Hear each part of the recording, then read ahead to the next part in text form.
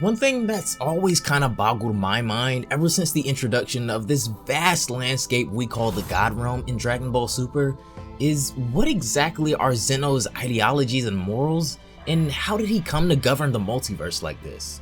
Neither Zeno, the Grand Priest, or any of the angels for that matter, hold an intimidating appearance, but these beings stand at the top of the food chain over even the Supreme Kai and guys like Beerus. The 12 remaining universes, each with their own god of destruction and angel attendant residing over them, have all shown to produce more than capable fighters via the Tournament of Power, with universes 7 and 11 as the standout performers.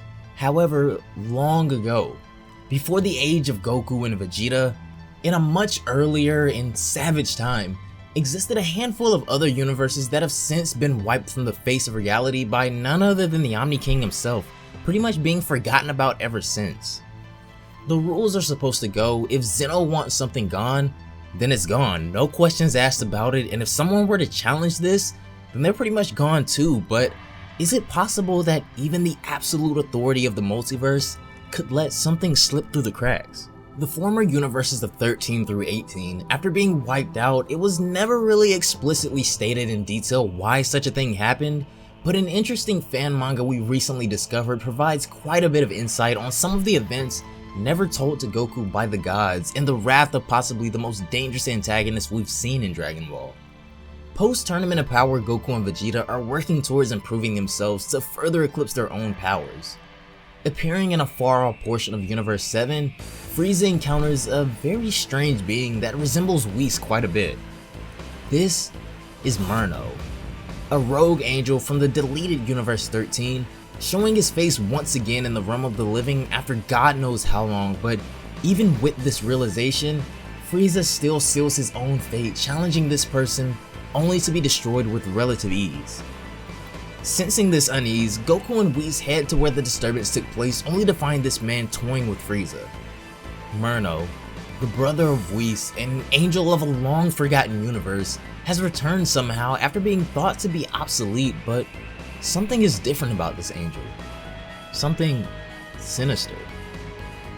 If you guys want to check out Dragon Ball Super Kai for yourselves, the link to the original fan manga will be down below in the description box, so be sure to go check it out. Also, before the video gets started, be sure to have that notification bell turned on to never miss an upload, and follow me on both Twitch and Twitter if you are a die-hard Dragon Ball fan and love all things anime. But without further ado, I got swords on my back, set my right back. Ninjas with me, niggas, stars at these bitches. Eating ramen noodles in the hood with my niggas. the events of the previous chapter of Dragon Ball Super Kai have left a very ominous, lingering feeling over the multiverse, as Murno's true goals have still yet to be revealed.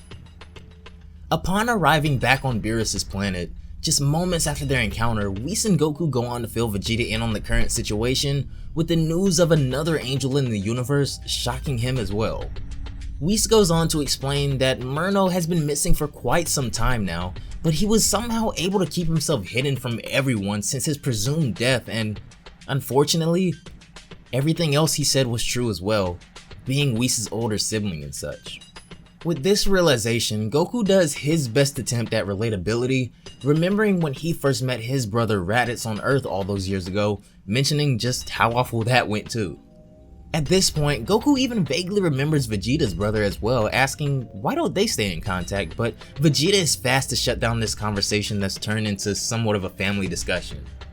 Whis is rather unamused, however, as he tells them that this angel, Murno, was not just his brother, but he was also the angel attendee of one of the most powerful gods of destruction ever appointed, residing in Universe 13.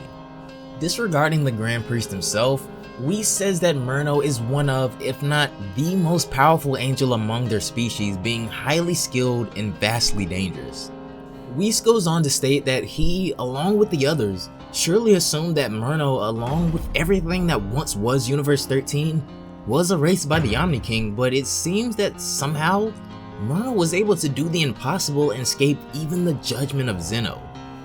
The divine code amongst the angels states that it's forbidden for them to misuse their powers or go all out in battle, and these rules in the history of existence have never been broken by an angel, but for Murno to be showing his face now it seems that he may have his own schemes in mind, and if anyone would be the first to break this code amongst the angels, it may be him in the near future as he plans from the shadows.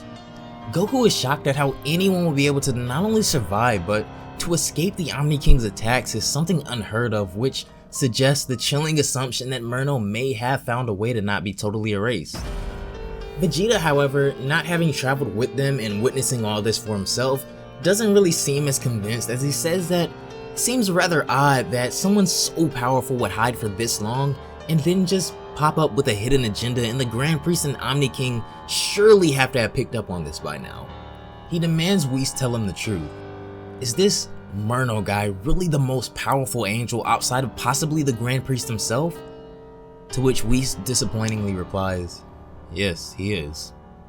For one to escape the wrath of the Omni King has never really been done before, as Zeno is the end-all be-all in the multiverse.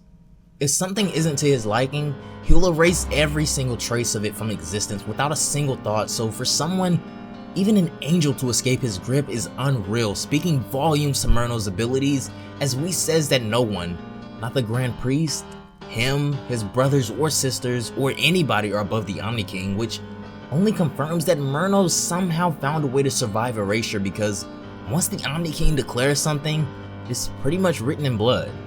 For Zeno to erase Murno and the rest of his universe, this goes to show that he had absolutely no interest in keeping him or anybody else around for that matter, which for someone to escape this, he had to know ahead of time. As Murno developed, he learned many things that were far beyond the standard practices of the angels, which is what made him so strong. He devoted his time to learning as much as he could, everything in his power, even things that lie outside of their teachings. This heavily foreshadows that for Murno to be able to survive and escape the Omni King, his knowledge must have far surpassed even the current angels, learning some sort of techniques or abilities, also allowing him to stay hidden for all this time, but for one to be able to defy Zeno like this is still just unheard of. Well, so this is where you've been living all this time, brother. A voice calls from behind them as Goku, Vegeta, and Whis all stand shocked. Murno steps out of a portal similar to the one he created earlier in space, as he tells Whis that it's not really what he expected, but he figured Whis would be living with his destroyer.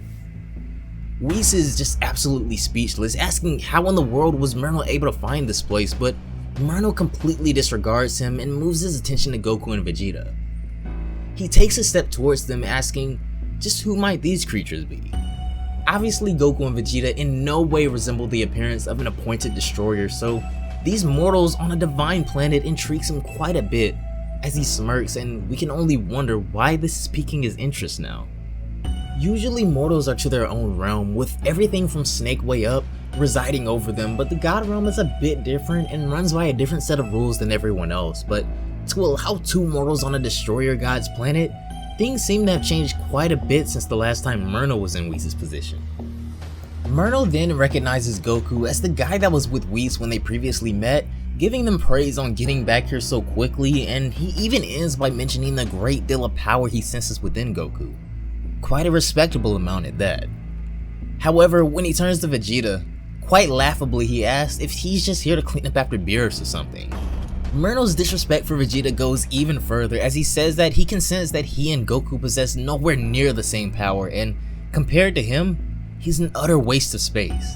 Now, me being as big a Vegeta fan as I am, this really did hurt me a little bit, especially since this is all happening post-Tournament of Power. But if Murno is anywhere near as powerful as Whis says, he may even be able to sense traces of an ability like Ultra Instinct from Goku, even though at this point in the story he still shouldn't have mastered it yet. Vegeta begins to bicker with the angel, Saiyan pride resonating within him, but Murno shuts him down rather quickly, telling him that he comes here with a purpose. He goes on to tell them that the reason he's appeared in front of them right now is solely to find out who the strongest in the 7th universe is, purely out of interest. Goku, looking extremely serious now, tells Murno he doesn't think he wants to find out. Murno, seeming to not even be listening to what Goku is saying anymore, asks if it can't possibly be that purple cat you call a god, is it? Showing what little regard he holds Beerus to, but being the attendant of one of the most powerful destroyers of all time and the strongest angel, I can kinda see why. He goes on to tell them that look, This isn't anything against you all, I just want to see who the strongest is, and some other BS about wanting to visit the 7th for the wonderful food he's heard about from there, but of course Goku doesn't buy a word of what he's saying. Having heard the origins of Myrtle from Whis himself and then hearing this very odd explanation on why he's come here, Goku demands to know the angel's end goal in all of this and just what it is that he's hiding, and this is when things begin to piece themselves together slowly. Universe 13 was erased long ago by the Omni King with still little explanation as to why, other than Zeno just being done with them.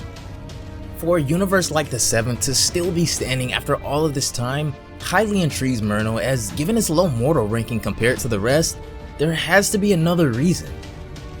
Universe 7 is assumed to be one of the weaker due to this, but for some reason it's still around, and this seems to be something that even Myrtle with his vast knowledge can't seem to figure out.